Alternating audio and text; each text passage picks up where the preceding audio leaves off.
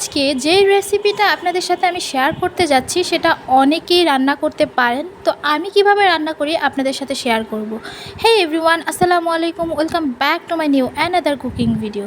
আজকে আপনাদের সাথে আমি শেয়ার করতে যাচ্ছি আলু দিয়ে মুরগির একদম পাতলা ঝোল। তো আপনারা কিভাবে রান্না করেন জানি না, তবে আমি কিভাবে রান্না করি আপনাদের সাথে শেয়ার করছি।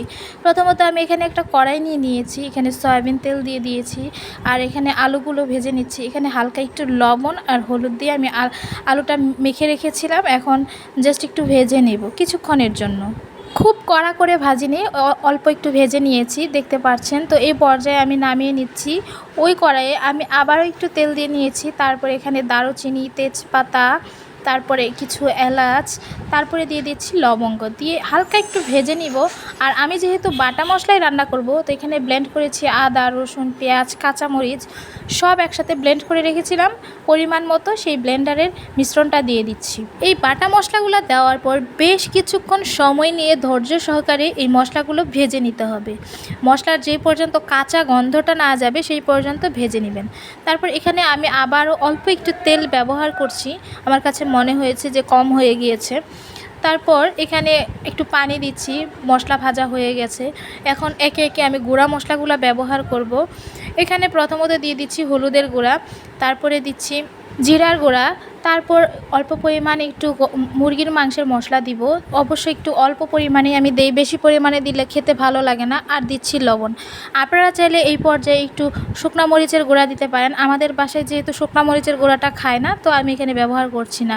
আমি একবারে কাঁচামরিচের বাটা দিয়ে দিয়েছি। তারপর এই মশলাটা আমি আবারও বেশ কিছুক্ষণ ভেজে নিব। ভেজে নেওয়ার পর আমার কাছে মনে হয়েছে যে আমি আরেকটু তেল দিই। এই মশলার এই পর্যায়ে তেল দিলে আমার কাছে টেস্টটা ভালো আসে, তো আমি দিয়ে দিয়েছি। তারপর এখানে আমি মাংস আর ভাজা যে আলুগুলা সেগুলো দিয়ে দিচ্ছি। দিয়ে দেওয়ার পর এখন মশলার সাথে খুব ভালোভাবে এই মাংস আর আলুটা মিক্সড করে নেব। মিক্সড করে ঢাকনা দিয়ে ঢেকে দিব।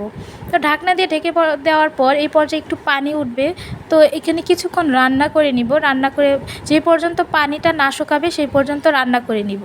মুরগির মাংসের এই পাতলা ঝোলটা আমার অনেক বেশি ভালো লাগে, সাথে যদি হয় আলু তাহলে তো কথাই নেই। তো তারপরে আমি আবারও ঢাকনা দিয়ে ঢেকে দিয়েছিলাম। তো এখন দেখতে পাচ্ছেন যে অনেকটাই পানি শুকিয়ে এসেছে। তো আরেকটু পরিমাণে শুকাবে, সেই পর্যায়ে আরেকটু রান্না করে নিচ্ছি। নেওয়ার পর এখানে আমি পানি ব্যবহার করছি পরিমাণ মতো। এখানে অবশ্যই গরম পানিটা ব্যবহার করলে তরকারির টেস্টটা অনেক বেশি ভালো আসে। আমি সবসময় ট্রাই করি এখানে গরম পানিটা ব্যবহার করার জন্য। এখানে আমি আমার পরিমাণ মতো গরম পানি দিয়ে ঢাকনা দিয়ে ঢেকে দিয়েছি। তারপরে বেশ কিছুক্ষণ রান্না করে নেওয়ার পর এখানে দেখতে পাচ্ছেন অনেকটা ঝোল শুকিয়ে এসেছে। তো আপনারা ঝোল কী পরিমাণে খাবেন সেই পরিমাণে রাখতে পারেন। তো আমি যেহেতু একটু আজকে ঝোলভাবে রান্না করব, তাই ঝোলের পরিমাণটা একটু বেশি রেখেছি। তারপর নামানোর আগে এখানে গরম মশলার গুঁড়াটা দিয়ে দিয়েছি, দিলে তরকারির টেস্টটা অনেক বেশি ভালো আসে। দিয়ে আবারও কিছুক্ষণের জন্য একটু ঢাকনা দিয়ে ঢেকে দিব অল্প জালে। এইভাবে মুরগির মাংসের ঝোলটা রান্না করলে আমার কাছে অনেক বেশি ভালো হয়।